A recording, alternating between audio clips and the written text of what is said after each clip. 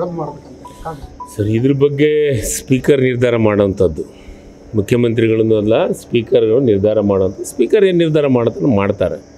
ಈಗ ಏನೇ ಆದ್ರೂ ಹೌಸು ಅವ್ರ ಕಂಟ್ರೋಲ್ನಾಗಿರೋಂಥದ್ದು, UT ಖಾದರ್ ಕಂಟ್ರೋಲಾಗಿರೋಂಥದ್ದು, ಅವ್ರು ನಿರ್ಧಾರ ಮಾಡ್ತಾರೆ. ಸರ್, ನಿಮ್ಮಲ್ಲಿ ಒಂದು ಗೋವಿ ಒಟ್ಟರೆ ಬೇರೆ ಬೇರೆ ಅವ್ರಿಗೆ ಕೈ ತೋರಿಸಿದ್ರು.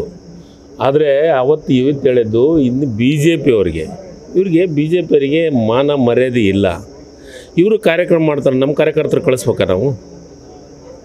ಇದು ಸೌಜನ್ಯನಾ?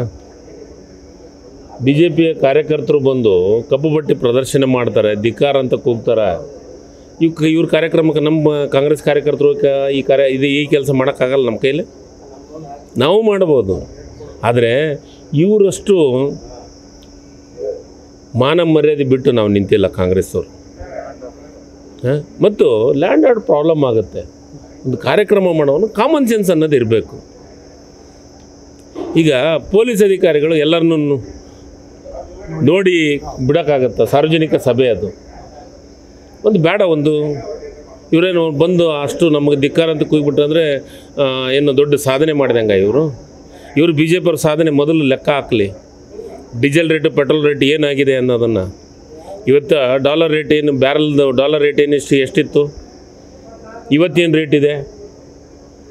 ಇವರಿಗೆ ಆಡಳಿತ ಮಾಡೋಕ್ಕಾಗಲಾರ್ದೆ ಸಹಜವಾಗಿ ಡೀಸೆಲು ಮತ್ತು ಪೆಟ್ರೋಲ್ ಬೆಲೆ ಏರಿದರೆ ಸಹಜವಾಗಿ ಎಲ್ಲ ಬೆಲೆಗಳು ಏರೇ ಇರುತ್ತೆ. ಇದು ಒಂದು ಸಿಸ್ಟಮ್ಮು. ಟ್ರಾನ್ಸ್ಪೋರ್ಟೇಷನ್ ಜಾಸ್ತಿ ಆತಂದರೆ ಸಹಜವಾಗಿ ಎಲ್ಲ ಬೆಲೆಗಳು ಜಾಸ್ತಿ ಆಗುತ್ತಾವೆ. ಮೊದಲು ಇವರು ಟ್ರಾನ್ಸ್ಪೋರ್ಟೇಷನ್ ಕಮ್ಮಿ ಮಾಡಲಿ, ಡೀಸೆಲ್ ಪೆಟ್ರೋಲ್ ಬೆಲೆ ಕಡಿಮೆ ಮಾಡಲಿ, ಅದನ್ನು ಬಿಡ್ತಾರೆ. ಹಿಂಗೆ ಶೋ ಆಫ್ ಮಾಡಲಿಕ್ಕೆ ಜನರನ್ನು ಬೇರೆ ದಿಕ್ಕು ತಪ್ಪಿಸೋಕ್ಕೆ ಕೆಲಸವನ್ನು ಮಾಡ್ತಾರೆ.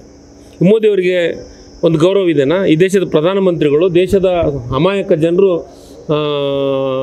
ಜಮ್ಮು ಕಾಶ್ಮೀರದೊಳಗೆ ಶೂಟೌಟ್ ಆಗಿದೆ, ಅದ್ರ ಬಗ್ಗೆ ಸರ್ವಪಕ್ಷ ಸಭೆ ಕರೀತಾರೆ. ಎಲ್ಲ ಸರ್ವಪಕ್ಷ ಸಭೆ ಜನರು ಬಂದು ಚರ್ಚೆ ಮಾಡೋ ಹೊತ್ನಾಗ ಮೋದಿಯವರು ಎಲ್ಲಿ ಹೋಗ್ತಾರೆ? ಬಿಹಾರಕ್ಕೆ ಚುನಾವಣೆ ಪ್ರಚಾರಕ್ಕೆ ಹೋಗಿ. ಅಂದರೆ ಇವರಿಗೆ ಈ ದೇಶದ ಜನರು ಮುಖ್ಯನೋ ಚುನಾವಣೆ ಮುಖ್ಯನೋ? ನ್ಯೂಸ್ ಫಸ್ಟ್ ನಿರ್ಭೀತಿಯಿಂದ ನಿಮ್ಮ ಪರವಾಗಿ.